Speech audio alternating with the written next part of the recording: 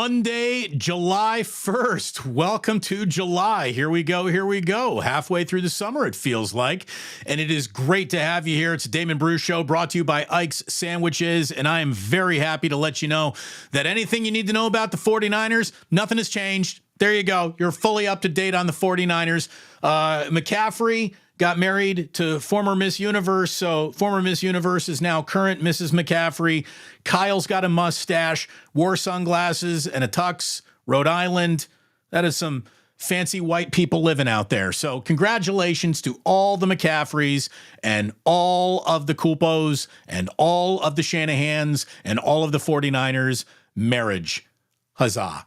That's all you really need to know. Nothing's happened with Brandon Ayuk other than he's got some TMZ reporters following him through the airport, making him feel special, and he wants the attention, so that's good. Get that contract signed. The other thing that happened over the weekend is, of course, it certainly feels like we have reached the end of Klay Thompson's tenure with the Golden State Warriors. As free agency begins, all indications are that he is out the door. That is why I am very happy to bring in the door today the one, the only, Cyrus Satsis. Now you know him from a long storied tenure in the San Francisco radio scene. And then you know him from Locked On Sports. And now you will get to know him with the Golden Days YouTube channel. He's launched it. He's starting it. He's looking for subscribers, and I will be one by the end of this day. I am subscribing. Great to see you, brother. How are you? I'm good, man. And I want to say hello to the Golden Days audience. We're doing a dual stream today. I apologize that the Golden Days crew is not getting, I got a new open forum and everything. So apologies for the lack of branding and everything else.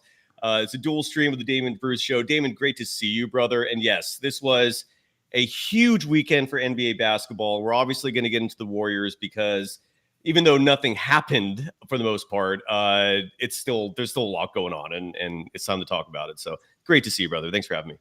Not only was Klay Thompson one of the most successful players of the last decade, he was without a doubt the Warriors' coolest player. And if we talked about fan relationship with star on the Golden State Warriors, I don't know if there was a closer one than the relationship that fans had with Klay. If it is over, Cyrus, and I do believe it's over, I think it needs to be over, and we'll get into all those details. How are you going to tell your grandkid one day about Klay Thompson bouncing on your knee? Well, first of all, when you say Klay Thompson's the coolest Warrior, are you referring to the fact that he hangs out with Instagram models, or referring to the fact that his lifestyle is primarily playing with his dog while playing PS5 and having honey-drenched blunts sitting alongside him while he's hanging out with his brother and his friends? Is that what you mean by cool, or is it the boat? Is it is it all? Look at it this way, Cyrus. He leads the NBA in nautical miles captained this year, for sure. Like, this guy lives a life that we hope to just get a glimpse of on our very best vacations. Absolutely. Our very best vacations are what Klay Thompson calls Monday. Absolutely. But yeah, Klay Thompson, again, nothing's official yet, but and I wanted to talk about this first and foremost because I published a YouTube short, and now we can get into this a little more because, Damon, every once in a while, on average about every 6 months, I actually break a story. In case you're unfamiliar, this guy right here, as crazy as it may sound, broke the story that Bob Myers was leaving the Warriors. This guy right here with two thumbs pointed his way broke the story that Jonathan Kuminga was pissed at Steve Kerr after in the game following where he was benched almost in the entire second half against the Nuggets, a game where the Warriors, for people that forgot, they blew like an 18-point lead, 20-point lead at half to the Nuggets. And a year full of terrible losses. That was one of the worst. That was the apex, I thought. Yeah. And so anyway, I broke the story over the weekend. I don't know if you heard this, Damon, that Andrew Wiggins, because there's been a lot going on with him. And there's this ugly spat going on right now where he was supposed to play for Team Canada. And then the Warriors stepped in and were like, no, you're not doing that. And apparently Wiggins is unhappy about this, right? And the Warriors are trying to put out this spin. Pretending to be publicly unhappy. I think any night you can give Andrew Wiggins the old, you ain't playing basketball. He's like, yeah. Well, Anthony Slater reported, and it was important to pay attention to the subtleties of this, which is that in his tweet he wrote, "I'm told," right? He didn't actually say this as like he knew this himself. But then you have Team Canada. You have their head coach. You have Michael Grange of Sportsnet reporting that Wiggins is unhappy over this decision. And part of what made the Warriors unhappy, where they stepped in and said, no, you're not doing this. The obvious answer is they're trying to trade him. And I can confirm that as a fact. The Warriors are trying to trade Andrew Wiggins. Whether they're going to pull that off is a whole other story. But what Andrew Wiggins did not do, which pissed off the Warriors, is let them know that he's actually planning on playing for Team Canada. In other words, there was no communication. The Warriors heard about Wiggins playing for Team Canada secondhand. And that didn't make them happy because there are contract stipulations, as you know. This goes across all professional sports. Barry Zito, I remember infamously 15 years ago, came out publicly and said he couldn't surf. The Giants wouldn't let him surf because of that big contract. Professional athletes have these caveats. Monte Ellis fell off a motorcycle supposedly, and so there's a lot of contract stipulations because owners don't want their multi-million-dollar investments damaged in the offseason. If you're going to get damaged, get hurt playing the sport that they're paying you to play. So Wiggins did not let the Warriors know. And if we're being honest about Monte, it was a moped. I apologize. You're right. No, you're absolutely right. Factual accuracy is important here. So anyway, I just wanted to break that story as well, that Wiggins did not let the team know. That added a layer to this whole ugliness. And so that happened over the weekend. And then, there's Klay Thompson. And here we are, man. Well, let me ask you this, Damon. I don't know if this is maybe let's start with this because I think it's interesting. What did you think, if you read it, about the Tim Kawakami article pertaining to Paul George and the trade that fell through? Did you get a chance to read that? And I'd love your thoughts on it. Yeah. So what? It was with the Bulls and Zach LaVine, and they had an actual deal in place to get that done. I've also heard that there was a deal in place that they hadn't done for Paul George, but then the Clippers backed away from that. Yes. And yes, correct. Okay. So Paul George never equals winning no matter where he goes. I like him, but he's a distressed asset at an age I wouldn't be interested in. Zach LaVine is a distressed asset, but in an age I would be interested in. And if they got to attach a number one pick to get that deal done, Chicago might. But again, you're trying to give up Wiggins and Paul. To me, the biggest headline, because it actually happened, everything is in the maybes here. The biggest headline of the weekend is Chris Paul comes and goes with nothing to show for it. Nothing. Jordan Poole got traded for nothing. Jordan Poole was traded for no remaining helpful Golden State Warrior, not even an expiring contract going out the door.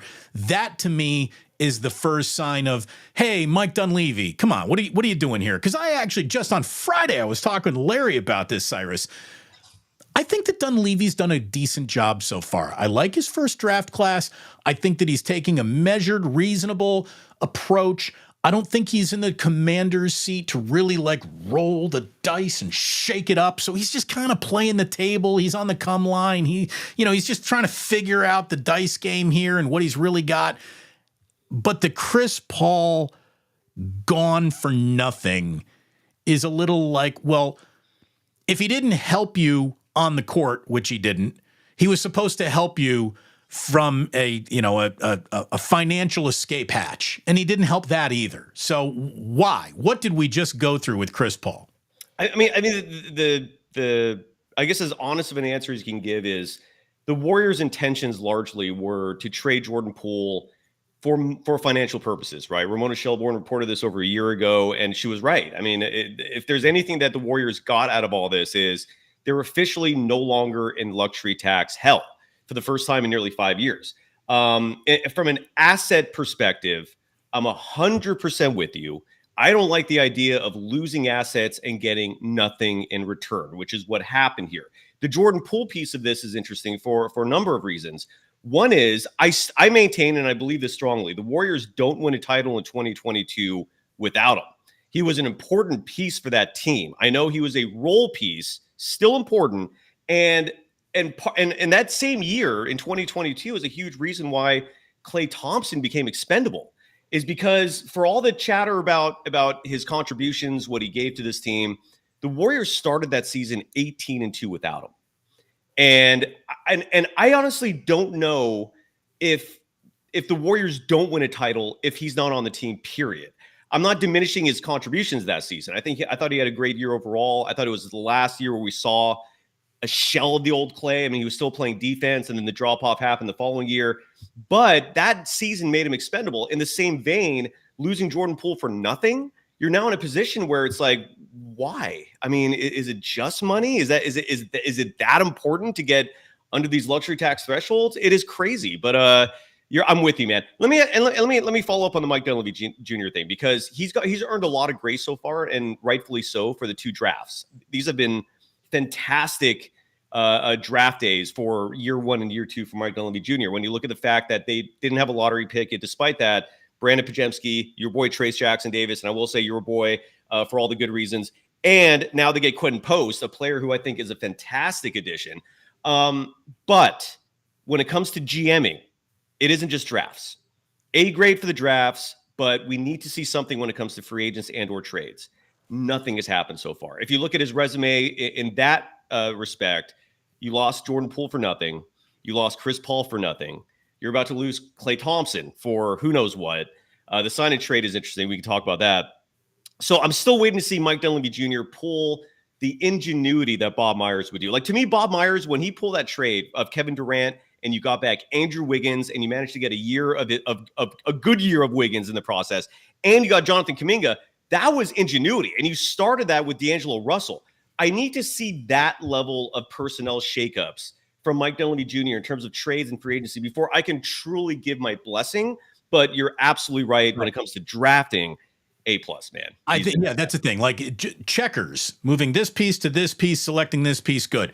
Chess, is he 2-3 moves down the board here? It doesn't feel like it, but I think there's a little something that we both need to put on the table right here, Cyrus. Yeah. Right now. Let's do it. The biggest mandate of this offseason isn't the trade, isn't the competitive level. It's to get underneath the tax apron. And in that, Mike Dunleavy's already found success, is he not? That's fair.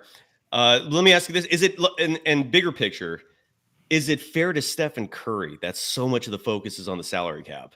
That's the part of this that I think the fan base, and I understand it, is a little perturbed right now, because you still have Stephen Curry in your prime, and I feel like the only focus so far has been getting under the cap. I almost feel like this Paul George trade falling through hurt the Warriors in terms of the relationship with the fan base, because myself, I was prepared for an offseason of minimal activity, and where the main moves were going to be using that mid-level exception and the biannual, which is now what the Warriors are at for the most part. But for a brief moment, we were like teased with Paul George. I follow what you're saying. He's the same age as Klay. He's never been a winner in the big picture in terms of making the NBA Finals and winning titles, but he still would have been an unbelievable asset, man. I would not have hated him on the roster for nothing, basically, or for considering what you're losing, regardless.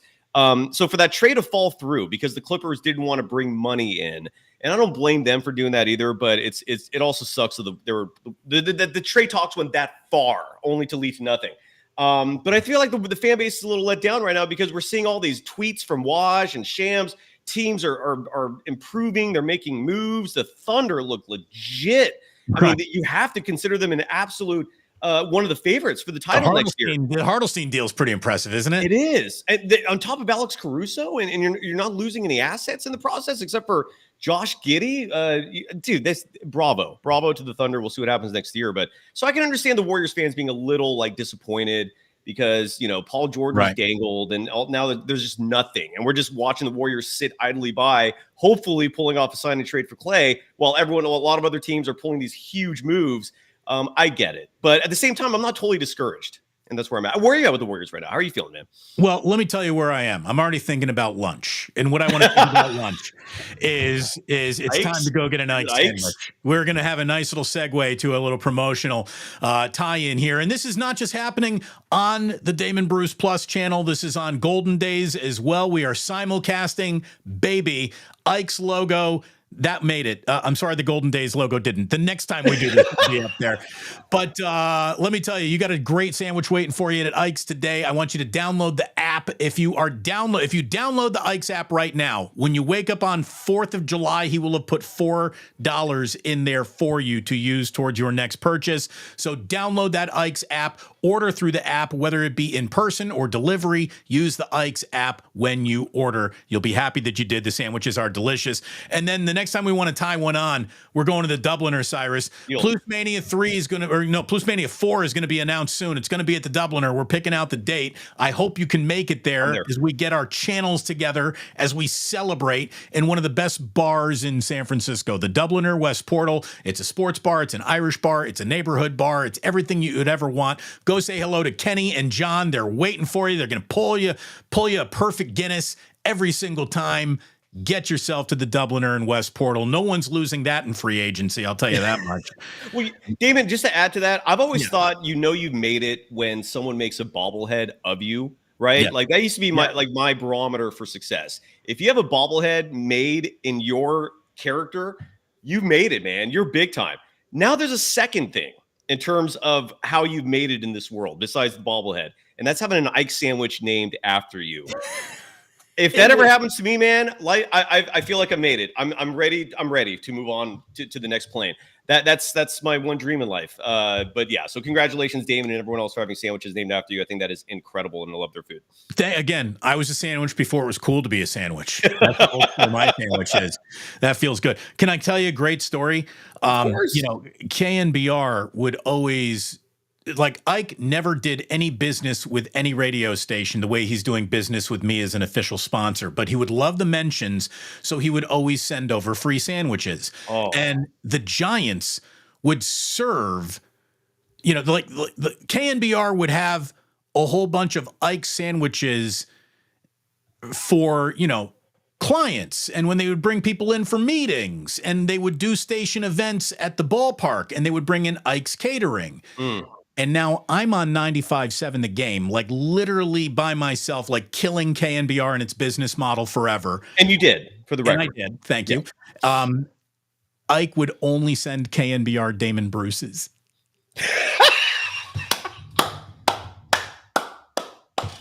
And they would tell him, they'd be like, stop sending us Damon Bruce's. And he'd be like, sure. Next time, Damon Bruce's. That's awesome. He's like, what are they going to do? Send the sandwiches back? They're a radio station. They're not sending sandwiches back. They're going to take any free thing that I send them. I'm sending them Damon Bruce's. May you haunt them forever. That's my boy right there. That's awesome, dude. That's my boy. Anyway, look, so Cyrus, you're my boy, obviously. So there's trades that haven't happened yet. The one that feels like could still happen is one for Lauri Markkanen. Before we even talk about how he would fit with the Warriors, what do you think of Lauri Markkanen? I don't Lauri Markkanen. So a talking point on Golden Days has been like, who would you trade Jonathan Kuminga for, right? And there's very few names I would sign off on personally, like Giannis Antetokounmpo. Sign me up. I feel like that's the only realistic name, and even him, it doesn't look like the Bucks are going to do anything, but I can still dream. So beyond that, it's multiple-time MVP, win a championship, you're in. Yeah. Well, and then there's all the huge names like Luka Doncic, the Nikola Jokic's of the world. There's only very few players I would trade Jonathan Kuminga for. Like Paul George to me I would not have signed off on that, for example. Now, Lauri Markkanen, that's a tough one. Like, I don't know if I trade Kuminga for him, and I'm guessing that is going to be required to do so. Here's the thing with Lauri Markkanen. He spaces the floor. He can shoot outside. He's 7 feet tall, so he brings you size. But he is a defensive liability, and he's not at the level of these other players I just mentioned, meaning Lauri Markkanen cannot be a number one piece on a title contending team. Can he be a number two piece? That's the question, right? I mean, because that's realistically, Steph's your number one. Can he be a number two? And so I have hesitations about what you have to give up. The Warriors can only trade, I think, 2, maybe 3 first-round picks for him. You're looking at all the assets you'd have to give up, all of your young players. So, and this is why I bring up the Kuminga thing. If you trade for Lauri Markkanen, you're looking at a team that basically is Steph, Draymond, if Wiggins stays, although you probably have to trade him to match salaries. So I guess my question to you, Damon, is even if the Lauri Markkanen trade has a realistic potential to it, like you're giving up everything. Like your roster is a shell of itself. Right. Now you got Steph and Lauri Markkanen. Exactly. So you're not a contender if you make this trade. That's why I'm not gunning for it. I'm not like huge on it. If you can pull off a Lauri Markkanen trade without giving up Kuminga, I'm all in. But with Kuminga, I don't know, man. What do you think? The key to being a well-adjusted Warriors fan this year is going to be to get the word contender out of your head. Well, when you have Steph, I don't think they're a contender this year. I don't think they have the means to become a contender this year. I don't think there's a perfect trade to pull off that makes them a contender this year. Maybe to set up a year from now, maybe. But I think more than anything, they finally need the year of competing with as much dignity as they can while they turn to Moses Moody and figure out what he is, and Jonathan Kuminga and figure out what he is once and for all. These are two kids who are still, 22 years old, 21 years old? They're still so young. You got to figure it out. It's year 4 for both of them. This is the who are these guys year. You need Brandon Pajemski and Trace Jackson Davis. Are the two of them in your starting 5? Are they both in your starting 5 this year? Because I would rather have a losing season with both of them in the starting 5 than come in a game or two above 500 with minimal contributions from them. Which brings up another whole other point, which is like, how crazy is it that a lot of the front office moves are made because of Steve Kerr's crutches, right? I almost feel like a huge reason why the Warriors are prepared to move on from Klay and that trade, and that Andrew Wiggins is in all these trade discussions, is because if they're on the roster, Kerr is playing them. And it hinders the development of these youngsters. I totally agree with you in the sense that the Warriors on paper right now are not contenders next year. Even though they have Steph, even though they have Draymond, I know they're aging, but Steph, and I know Steph is kind of like he's hit the peak and he might start slowly coming down on the parabola. But here's the thing. We have no idea what we're going to get from Kuminga, Pajemski, Moses Moody if he actually finally gets real minutes. Trace Jackson Davis, we saw a glimpse of it, man. And it's such a shame he didn't play more because he would have made that second team all rookie if he had more minutes and started playing sooner. But we don't know what can stop Trace Jackson Davis is Steve Kerr. Yeah, exactly. So we don't know what's going to happen with these 4. And here's an example of what I mean in terms of the optimistic, the best case scenario for what turns out. Brandon Pajemski shot 43.8% from deep in his second year in college at Santa Clara, his final year. That is an astronomically impressive number. And what we saw from Pajemski, I think the last month, he shot over 60% from deep. He finally started to get that shooting stroke, and that doesn't normally come right away for young players. It takes a little while for them to feel it out, and Pajemski's the youngest player on the roster. Him and Kuminga are the two youngest, 3 months apart at 21. The point is, let's say Kuminga, these workout videos this offseason are getting me excited. I know they're just workout videos. I get it. Spare me the lecture on, you only see the best parts. But unlike last year, this year, we're seeing workout videos where he's working on his ball handling. He's working on his dribbling. He's working on actually developing his physical core. Like he looks ripped and ready. And Pajemski could turn into like a 40+% three-point shooter this season. That's on top of the physicality. That's on top of already the terrific ball handling and the fact that he's 6'4". So he's on a smaller point guard, which is his natural position, and he's set that himself. My point is, if these young players develop and start reaching their potential, and you surround them with Steph, Draymond, and hopefully they get some good pieces from a Klay sign and trade and the mid-level exception and the biannual exception, which is all available for them, and that's huge. I still have high hopes for this team. I just don't want to rule them out simply because the NBA, as you know, is turning into the NFL, man. Parity has become king. We may never see another dynasty again. There's a good reason why we haven't seen a repeat champion since the 2018 Warriors.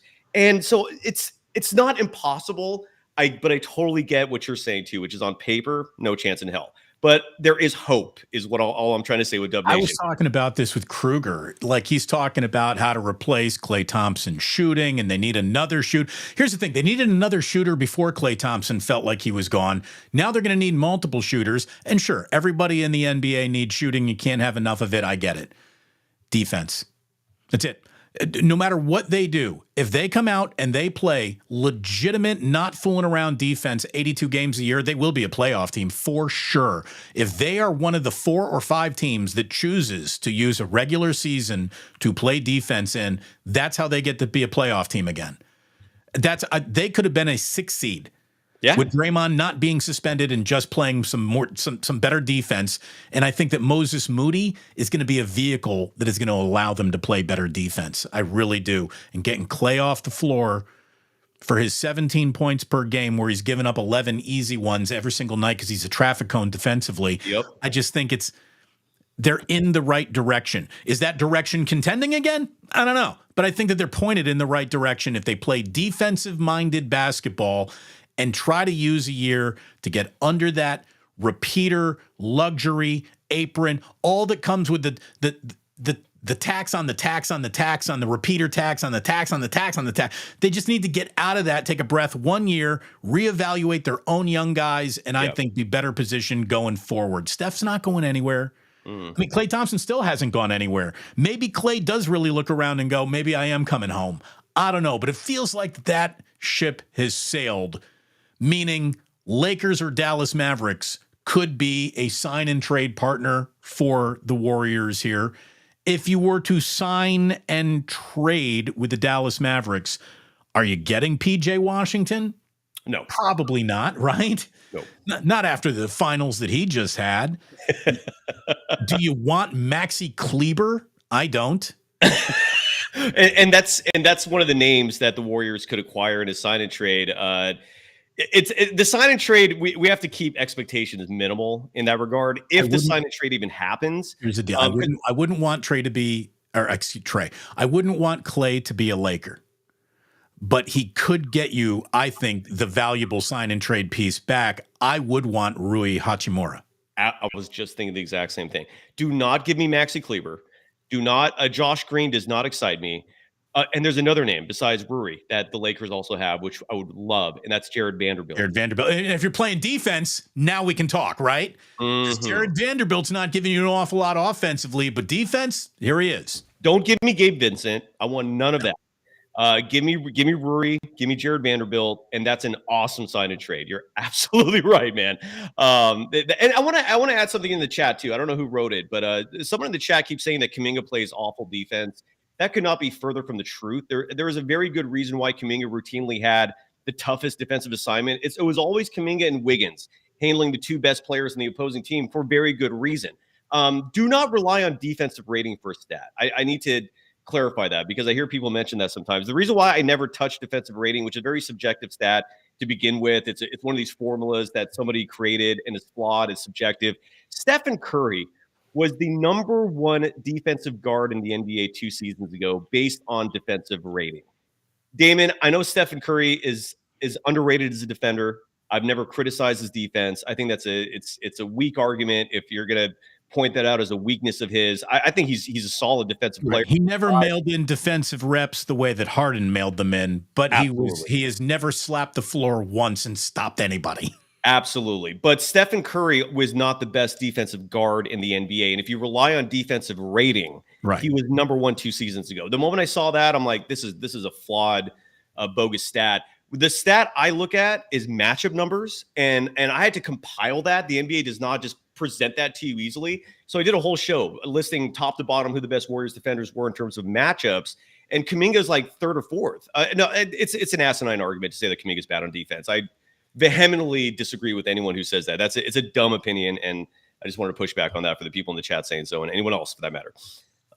I mean, I think it's hard to look at any player in the NBA in the regular season and evaluate what they are defensively. You only really see defense in both directions for 4 quarters in playoff games, and even now that's become optional in like the first and second rounds. It's the amount of, you guys play at your own pace that this league has going for it is gross. It's gross. It really is. So I want to go back for a second, if you don't mind. Go ahead. So Tim Kawakami wrote this column. Yes. Which was, I thought it was a great column, actually. This is not an excuse for me to bash TK. I thought he did a good job, but there's 2 things in here that I thought were flawed. And I just wanted to point these out. One is he played very loose with his verbiage regarding who the players were that the Warriors were dangling for Paul George. I don't know if you've seen this. There's like 10 different memes out there. Maybe there's 100 of them from all these different social media accounts who claim that they're, NBA reporters. And it says that the Warriors offered Kuminga for Paul George. Not true. If you actually read the column and don't just skim over it, this is where Kawakami, I wish he was a little more, he wasn't so loose with the words. Kawakami wrote that it was Moody or Kuminga, and he adds the word possibly. He also wrote in the same column that if Kuminga was actually involved in the trade, the Clippers probably would have greenlit the thing and Paul George would be a Warrior today. So for all the people out there who are posting memes or who are, being very lazy, quote unquote, journalists saying that Kuminga was part of the trade discussions, not true. Maybe the Clippers asked for him, but the Warriors were not dangling him for Paul George.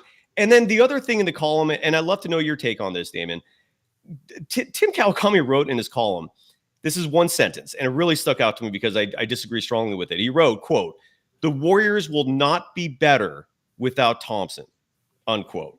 Strongly disagree. What do you think? Yeah, to me, I don't agree with that either. I think that the Warriors can be better without Klay Thompson because it just changes the way that the entire roster gets played dramatically. And I think that Moses Moody is a worthy player to explore, to see what he is. And I think Moses Moody might be your best defensive guard, better than Gary Payton II on day one. On day one, I think he might be the best defensive guard that the Warriors have right now. And we hardly got to see him. And I think that that is a difference-making player. And again, just Klay Thompson led the Warriors in super cool right up until the last 2 years. And then the no maintenance player became a maintenance player. And he became a dauber down guy. And he became a guy, if Klay is hangdogging, well, that's going to get the entire locker room hangdogging. And I just think it was time to move on. It's official. We're getting it all over here. It's official. Klay to Dallas. Klay to Dallas. And I love Klay. I got nothing bad to say as I'm going online to see exactly how official this is, what the particulars are. It hasn't hit ESPN. It's always either Waj or Shams, right? Oh, here we go. Waj. Breaking. Do you want to take it or do you want me to read it? Go ahead. Do it. So Adrian Wojnarowski tweeting, breaking. Free agent Klay Thompson plans to join the Dallas Mavericks on a 3-year, $50 million deal. Friendly reminder, sorry to interrupt myself.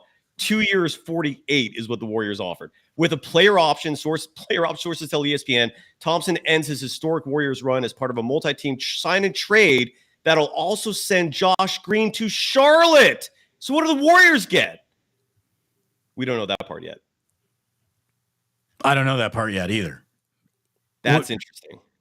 So it's a sign and trade. A 3-team sign and trade apart so far.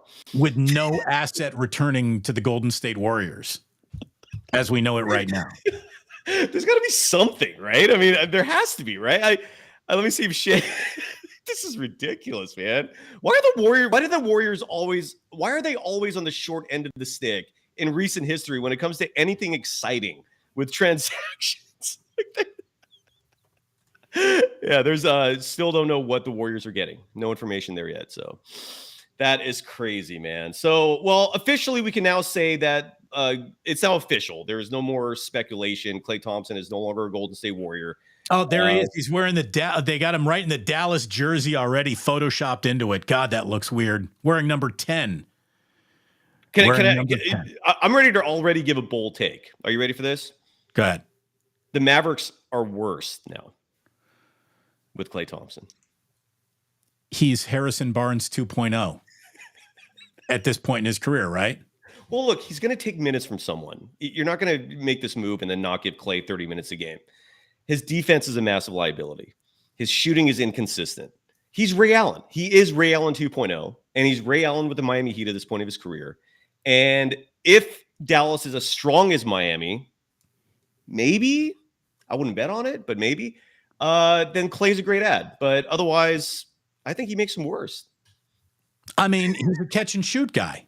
Yeah. He's a catch and shoot guy at this point in his career. He really is. He's a catch and shoot guy. The good news is with Kyrie and so the Warriors have always and forever only had one ball handler, and his name is Steph. Like no one else on the team can even fucking dribble.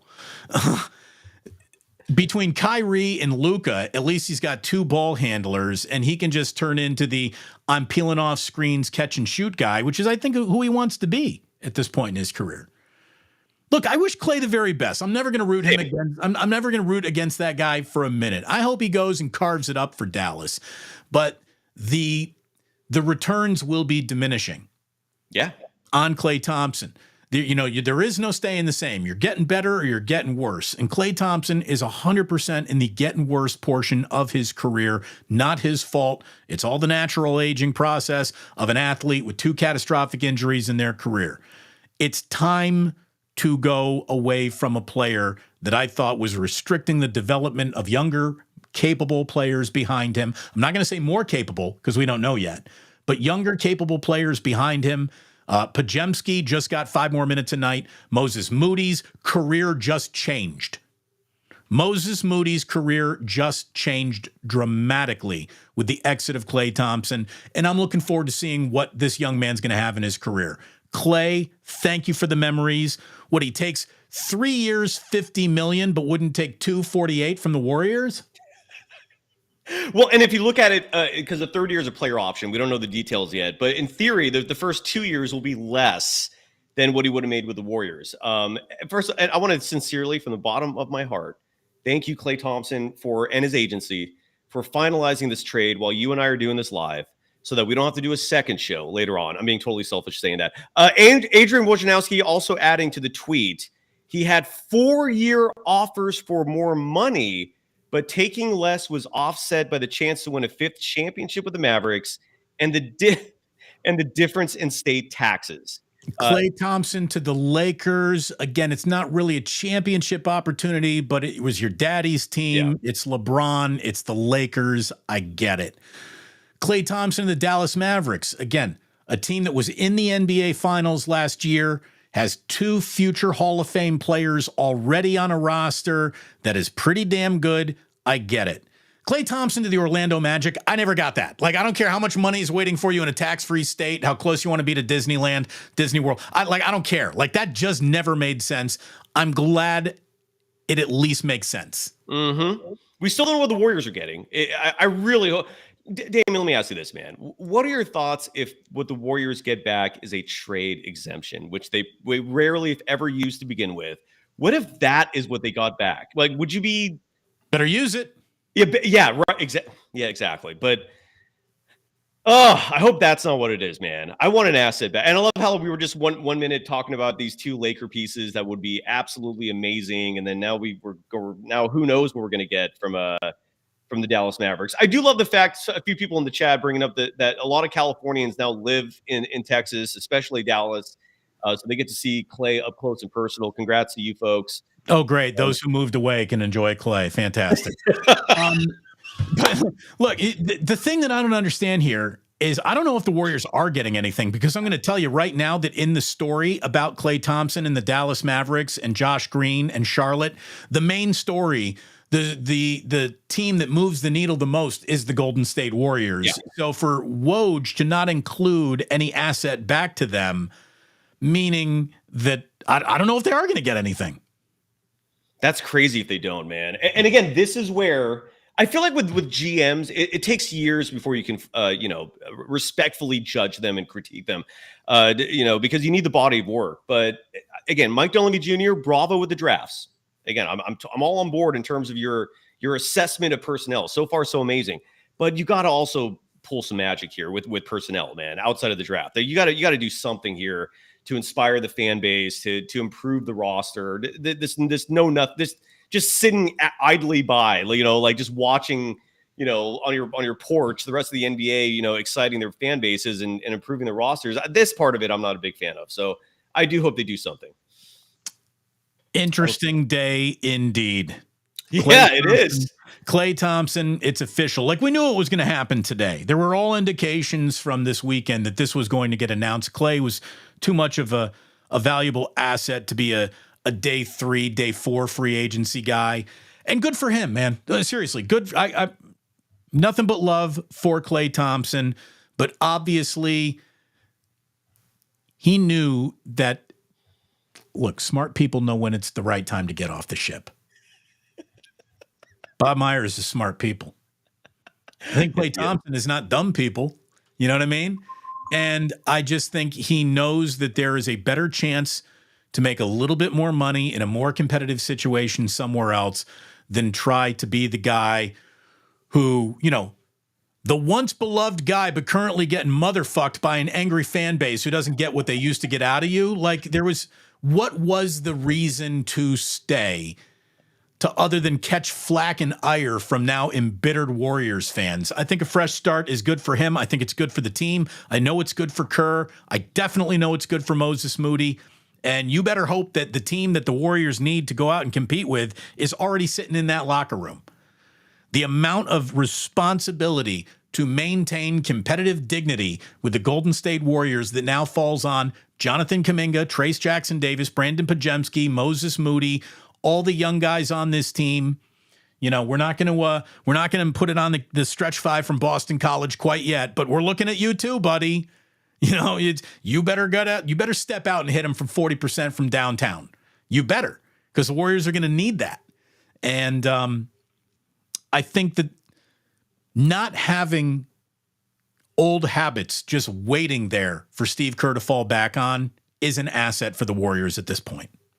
There's so much left to do. I mean, the Warriors don't even have an assistant coach right now. There's so much. Oh, by the way, Nick Batum, who I was looking at as a prospect for the Warriors, has just signed with the Clippers. So that's off the table. We still don't know what the Warriors are going to get back for Klay. Nothing there yet, which is really weird. Yeah. Let me just read it once again to anyone who missed the official announcement. Adrian Wojnarowski, 10 minutes ago, free agent Klay Thompson plans to join the Dallas Mavericks on a 3-year, $50 million deal with a player option. Thompson ends his historic Warriors run as part of a multi-team sign and trade that will also send Josh Green to Charlotte. Now, Josh Green isn't the player that I not wanted back either, so that's fine. Thompson had 4-year offers for more money, but taking less was offset by the chance to win a 5th championship with the Mavericks and the difference in state taxes. Agent Greg Lawrence of, the Wasserman Group led Thompson to serious talks with the Mavericks, the Lakers, among others. So there you go.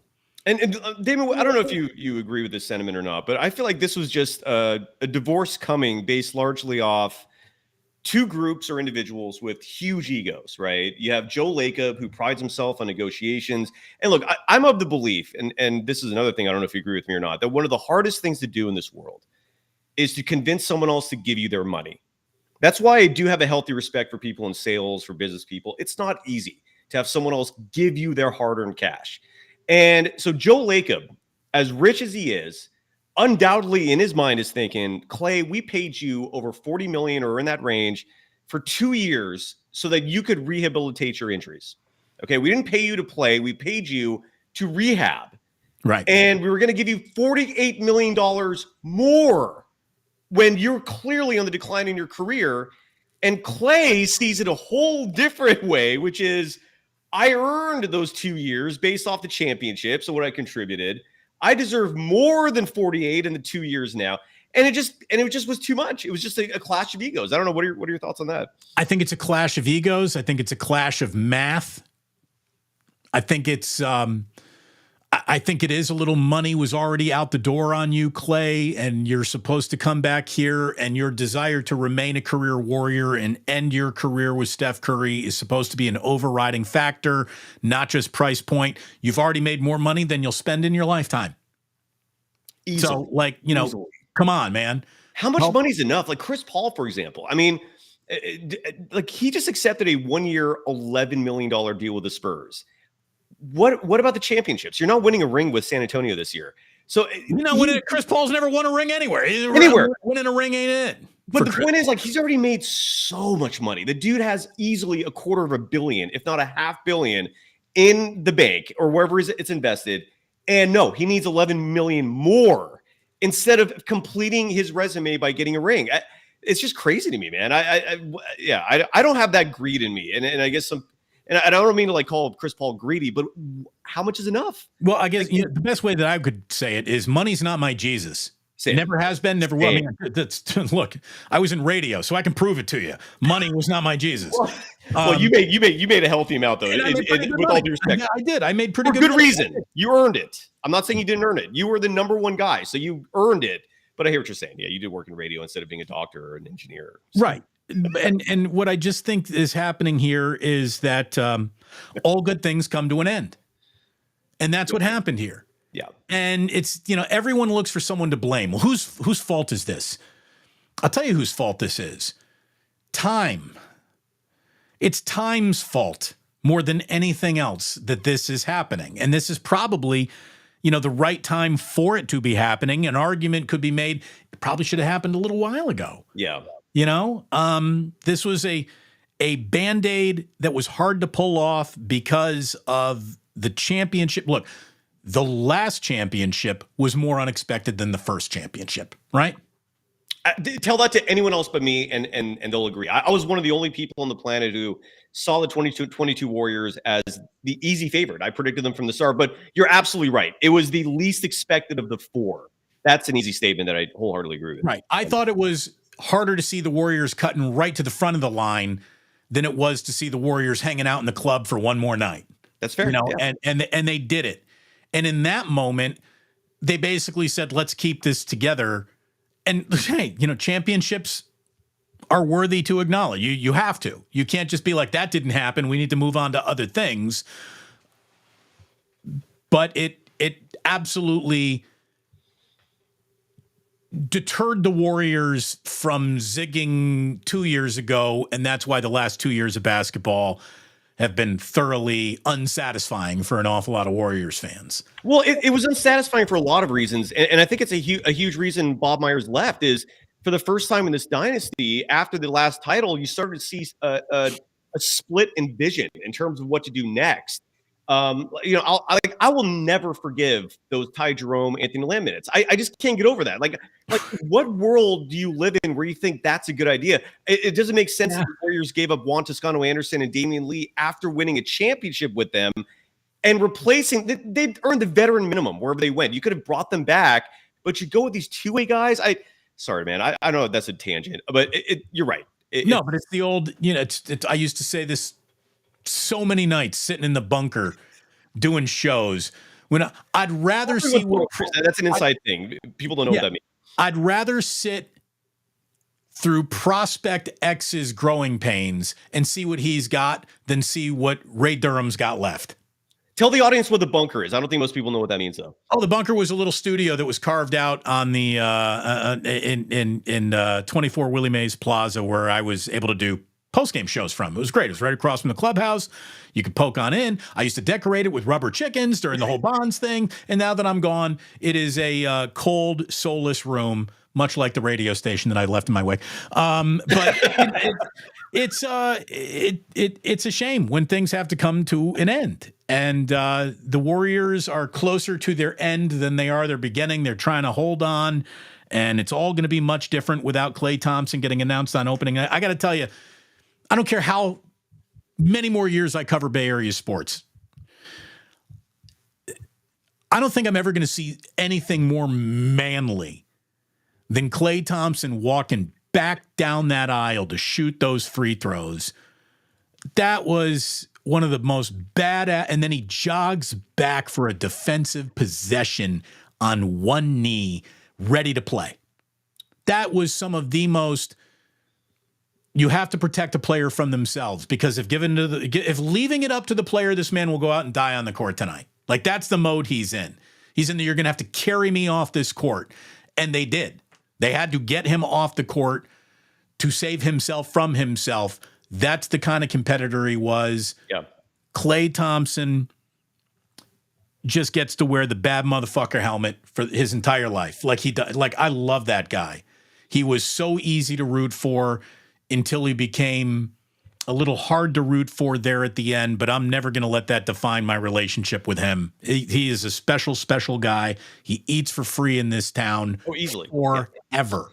Forever. You're right. I mean, the guy's going to get a statue. I mean, look, he will be revered for the rest of his time here. And what I always bring up, and this is me just being lucky growing up in an era where, I grew up a Niners fan and they were like an 18-year dynasty. It was incredible. And I studied that and learned a lot from it. And one of the things I learned is, like you said, all good things come to an end. That includes dynasties. But it doesn't mean that the relationship with a player is over. And the Niners cut loose early instead of late. That's how they kept that 18-year run going. And those players did not harbor resentment. They weren't bitter. They left, they finished their career somewhere else, and then they came right back, and they're still welcomed in that building in Santa Clara, the Niners headquarters, and the same will apply to Klay Thompson. Again, my one request for the statue, make sure you add Rocco next to Klay, please.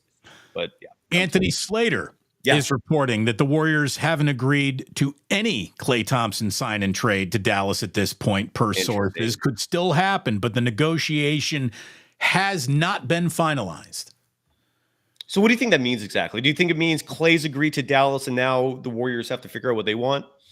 Is that how you see that? Kind of. What is the return? Yeah. If we're going to sit down at a desk and hammer this deal out for Klay Thompson, it just can't be to get Klay paid. We're obviously, going to do right by him on his way out the door. But the deal coming back to us can't just be Josh Green's going to Charlotte. Well, and isn't it weird that like that part's already agreed? Like we know there's 3 teams, but the Warriors don't know that. There's something weird here. And again, Anthony Slater sometimes will report what the Warriors tell him, right? And an example of this is the Andrew Wiggins thing. Like he reported that the Wiggins not playing for Team Canada was a mutual decision. That was not a mutual decision, but he reported that based off what the Warriors told him. And then you learn from Team Canada that no, that's not true at all. Wiggins was not happy. So who knows? Maybe that's just what the Warriors are telling him. But it is weird that Adrian Wojnarowski and Shams Charania I don't know if Shams reported it, but he reported the initial part of it. Shams but got the out there too. Yeah, but the nuance is that it's a 3-team trade that Josh Green is involved, but the Warriors don't even know what's happening. So that it is weird. Yeah, it's well, here's the thing. What are the Warriors? Are the Warriors getting something back from Charlotte? Like, does Charlotte just get a player? Like, Charlotte's got to be giving something in this 3-team trade, right? You're right. What is their involvement in this? You're absolutely right. So there's still a lot to come. And I promised the Golden Days audience this. We will do an entire show dedicated just to Klay Thompson because, like you said, man, he was an integral part of a dynasty. The respect is there. It's just, like life goes on, right? The show goes on. Like we're at a point where he's no longer a part of this. So at the moment, maybe we won't hold parades, but the respect will come. And this is crazy, dude. This is absolutely insane. I mean, the fact that the Warriors are in the dark, the fact that the Warriors are pretending that they're not even involved in this trade, that's a wrinkle. That is a wrinkle, my friend. I don't know how this goes down. Feels like maybe, Team Thompson jumped the gun here on leaking it to Woj. If that's the way it goes. Maybe. They got to get the payrolls all lined up. This is, again, you involve a third team. There's another moving part. So, we still don't know. Have you had a chance to look? Sorry to interrupt you. Have you had a chance to look up any prospective free agents? Like, are there any names out there that excite you currently? Because the Warriors will have the mid-level exception. They will have the biannual, the mid-level approximately 12.8, 12.9 million, the biannual approximately 5 million. Those are good chunks of money that you can get some real talent for. Any thoughts there? Have you gone that far yet? Because I can give you a few names, but I'm wondering if you've gone that deep in your research yet in terms of who the Warriors so Mo Bamba is a guy. If you could add Mo Bamba, maybe. Okay. He would be available in that price range. I wouldn't doubt that for even a second. Saddiq Bey is a player that they were interested in the original Wiseman Portland saga. Maybe they come back to Saddiq Bey. Nicholas Batum would have been a name that I would have thrown at you, but he just signed with the Clippers. And the Saddiq Bey thing, just real fast, he was technically, I think, a part of the Warriors for like a brief moment in that wheeling and dealing involving Wiseman and Gary Payton II. But he did tear his ACL in March. So you're realistically not going to have a service this coming season. So then forget that. But I agree with you, man. I would love him otherwise, but the torn ACL in March kind of puts a little damper on that. Do you want to throw a few names at you? Yeah, please do. Just a few. So the first one, and this is a player that might be at the top of my list. And please forgive me for butchering his name because I don't have it in front of me right now, but it's the backup center with the Orlando Magic. is it Gobots, Godats? God damn it, I got to look it up right now, real fast while I look it up. But he is someone who was paid virtually nothing this last year. I believe he made the veteran minimum. Terrific big, totally under the radar. I would be elated if the Warriors signed him because he can shoot the outside ball. He's a terrific rebounder. Goga Bidats is his name. I finally found it. So he would be high on my wish list as a big who can stretch the floor and who brings toughness inside as well. Bidats, yeah. So people in the chat are correcting me on that as well. So that's probably the top of my list. Few other names to throw out there real fast because I didn't do extensive research here. Kyle Anderson of the Timberwolves. Your thoughts? Maybe. Okay. Maybe. Not really. No. All right, that's fair. That's fair. You don't. This doesn't have to excite you. A name that was mentioned early in free agency. I don't know what he's doing now. I don't know if he's been signed yet. Malik Beasley of the Milwaukee Bucks. What about like a guy like Nick Claxton? Could you fit him in as a mid-level? He got signed already, and he got signed for $25 million a year. Oh, never mind. I know it sucks. I would have loved him too, but he's not available, unfortunately. And then there's one other name that sticks out to me that I really like. If I can find it real fast here. This one I'm not excited about, but I'm curious what your thoughts are. Buddy Hield. The 3-point shooter who doesn't hit a lot of threes? Yes. He doesn't excite me, but I'm curious if he elicits any emotion from you. Price range guy. How does he do next to Steph's gravity? Maybe. Like that's a guy I'd like to take a test drive with before I decided to lease or buy. You know what I mean? Oh, and something in the chat saying Kyle Anderson already re-signed. So if that's true, then never mind. Yeah, Jesus, it's already getting thin in terms of who's out there. And then C.D. Osman is another name who I think is still out there. He can shoot the outside ball. Yeah, there isn't a lot. Tobias Harris, I would have mentioned him, but he already re-signed with the Pistons today for a shitload of money. They grossly overpaid for that guy. Not a lot of options, man. Shit. Again, I don't think I'm going to be able to get that angry at the Warriors not doing much because it doesn't feel like there's much to do. Like the big swing was maybe Paul George, and I don't even know how big of a swing that gets you. I don't know how much, velocity, contact, launch angle that actually gets you. So another name that is out there in terms of a trade, and Lauri Markkanen's name is the sexiest out there, but Brandon Ingram is also available for trade. So we can talk about Brandon Ingram. And the Kings are reportedly pursuing him. I don't know if the Warriors have interest. If the price tag is, let's say, Kevon Looney, Gary Payton II, and a future first, I'm doing that in a second. Heartbeat. You got a diminished asset in Kevon Looney at this point in his career. Whatever he was, he won't be that probably again for the Warriors. Gary Payton II, God bless him. The dude is a rumor more than he's an NBA player at this point in his career. Yeah, I would bring in Brandon Ingram. Look, the Warriors, if they kind of get hamstrung without being able to do anything big between now and the start of the season, it's going to be then the conversation about the midseason trade that you could possibly get. Maybe Zion Williamson. Again, look, distressed asset. That's intriguing. In a positive distressed asset is the business that they're going to be in. There is going to be no sure thing 24-year-old perfect fit trade coming for the Golden State Warriors. It's just not going to happen. Not to mention the entire league doesn't want to help the Golden State Warriors at all anymore. The league is tired of the Golden State Warriors. I've heard that mentioned around, as an excuse for the Paul George trade not happening, that teams don't want to help the Warriors. Do you really buy into that? Like, do you really think like the average GM on another team is thinking to themselves, oh, the Warriors, fuck them. Like, do you think that's really happening? Or do you think that's more like a narrative? I think it's a part of those like, okay, well, Ty goes to the runner. Is there anyone else on the phone? Yeah, that's fair. I think that the NBA is envious and jealous of what Joe Lacob's been able to accomplish, and nobody wants to help him do more. By the way, the Boston Celtics are for sale. That is crazy, by the way. Isn't that nuts?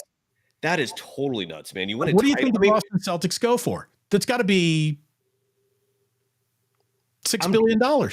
I was even thinking higher, dude. I was thinking like 8, 9. I mean, because part of the sale is this for $9 billion. I think you can buy the Dallas Cowboys. So I don't know about that. Okay, but I don't know. I feel like there's going to be some owner, there's some billionaire out there who's just going to see the Celtics and be so excited by the idea of owning that team that they'll be willing to play anything. You're probably right. It might be closer to 6, but hold on. I don't like to get my breaking news off the chat, but I'm looking at it right now. Free agent De'Anthony Melton plans to sign a 1-year, $12.8 million deal with the Warriors, according to The Athletic and Stadium. So there would be your mid-level exemption right there. It's not a bad pickup, but that is the entirety of your offseason. You added De'Anthony Melton. Well, I'm waiting to see if this is true. If it is true, I hate it initially. I have to do some more research, but like he's a point guard, is he not? That's who you're giving your mid-level to as a point guard? I need to confirm this. Right now I don't see. You know, more of a combo guy, right? What is he, like 6'2", 6'3"? I don't see. 6'3". He's an undersized combo guard. I would not be happy with that if that's true. I don't see. There's a fake Shams Charania account writing that. Okay. There's an account that's Shams Charania. Yes. This is why we don't get breaking news off the chat. Oh no. Oh shoot. Oh no. What? No, it's the real Shams. I'm not excited about this. I'm not excited. This is not a good move. It's a 1-year, $12.8 million. Shams Charania is tweeting this. God damn it. I'm not happy about this, Damien. What are your thoughts? It leaves me uninspired. It feels like you have a small backcourt who needs a better shooter before this conversation started, and you put this man into the conversation, and you still have a small backcourt and you need a better shooter. Dude, this is ridiculous. For the folks in the chat who are saying shenanigans, no, Shams Charania just tweeted this like it's fact. Free agent De'Anthony Melton plans to sign a 1-year, $12.8 million deal with the Golden State Warriors. I mean, the good news is it's 1 year, and I know you need some help for Stephen Curry, but of all the needs your team has, of everything that caused problems for you the last 2 years, De'Anthony Melton is not the salve. He's not the solution. This is an awful move. This reeks of Steve Kerr. Does De'Anthony Melton have a defensive reputation that I'm not caught up on? Yeah. De'Anthony Melton just a lock it down level defender that I'm not aware of? It feels like I would have been aware of that. So I don't know. Slater's got this too. Yeah, it's official. It's official. This is real news. And it's an uninspired move. I just feel like it's more of the same. This is not, I'm not happy. That's all I can say. This is not a move that makes me happy. And I'd love to read the feedback in the chat. I don't know if other folks are seeing this as a bigger positive than me. I mean, all I'm seeing is he's another Corey Joseph. I believe Kareth Burke will be reporting it as she loves it. Of course, yeah. That's Steve Kerr's girl who. I don't want to get into that. That's an individual I'm not a fan of. House organ. That's a house organ. This is ridiculous, dude. Some people are saying they like. Look. The truth is, De'Anthony Melton is a solid basketball player, but of all the Warriors' needs, this ain't it. Right. Like, this ain't it. This is not what the Warriors needed to get over the hump and beat teams like Minnesota. An undersized guard. This is asinine, man. I don't know how they're going to justify this. This has Steve Kerr written all over it, and they just used up. Rustin Lee, by the way, Rustin Lee says he's better than Corey Joseph. I mean, this is not the bar to set our standards at, is it? Yay! Is Corey Joseph now the measurement of do you want him to be a Warrior? This is ridiculous, dude. Slater. Melton of the Warriors on a mid-level for a season. Backcourt depth, defensive boost. They've always liked his game. And I'm not saying his game's bad, but it's just great. You have another point guard. Like the Warriors' entire issue is size, athleticism, and 6'3" is your answer to this. This is Steve Kerr, man. This is why when we talk about Skywalker's got it. Tanking for Cooper Flag. That would be awesome. The tank has begun. Cooper Flag is the real deal. I don't think so. Well, that is oh my God, dude. What an hour, dude. What an hour. I mean, look at it this way. I'm glad we went through this together. Yeah. I'm glad we're streaming together. And this is something that we need to absolutely do more of. Now that you are out of the world of locked into bullshit, you can do your own thing. And believe me, doing your own thing is the only right way to go here. If you are watching Cyrus right now on the Plus, on the Damon Bruce Plus channel, I want you to find Cyrus's channel, give him a subscribe, make sure you like over there, help him build up an audience because he's excellent at what he does. We love talking to him. I've always loved joining you, and it's great to be on with you, and let's do more of this, brother. Right back at you. Right back at you, brother. Never a dull moment around the Golden State Warriors. I'll give him that much. Oh, my God. What an hour, dude. Like, we started this show not knowing what's going to happen with Klay Thompson. And we've ended this show an hour later, the golden hour, with Klay Thompson going to Dallas. We still don't know what that sign and trade is going to be.